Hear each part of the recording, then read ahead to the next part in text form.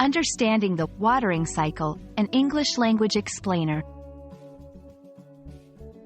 Hello, everyone. Welcome to our English language learning series.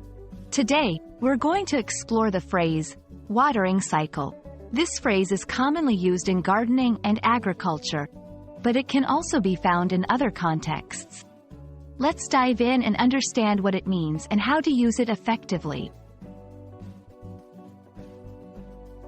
Watering cycle refers to the process and schedule of providing water to plants.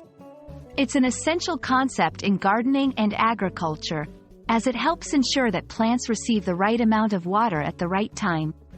The key components of a watering cycle include frequency, how often, duration, how long, and the amount of water used. In gardening, a proper watering cycle is crucial for plant health. Overwatering can lead to root rot and underwatering can stress plants, inhibiting growth.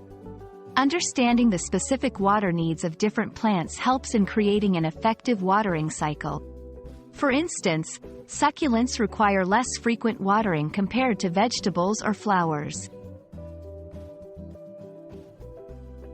While we primarily associate watering cycle with gardening, the term can be used metaphorically in other areas.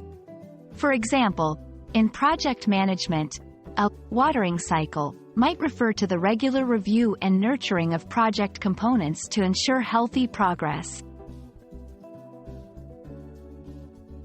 To implement an effective watering cycle, consider factors like soil type, weather conditions, and plant species. It's also useful to use tools like a soil moisture meter or set a watering schedule based on local climate patterns. I hope this video has shed light on the watering cycle and its significance in both gardening and broader contexts. Remember, understanding such phrases not only enhances your English language skills but also expands your knowledge in various fields. Thanks for watching, and keep practicing your English.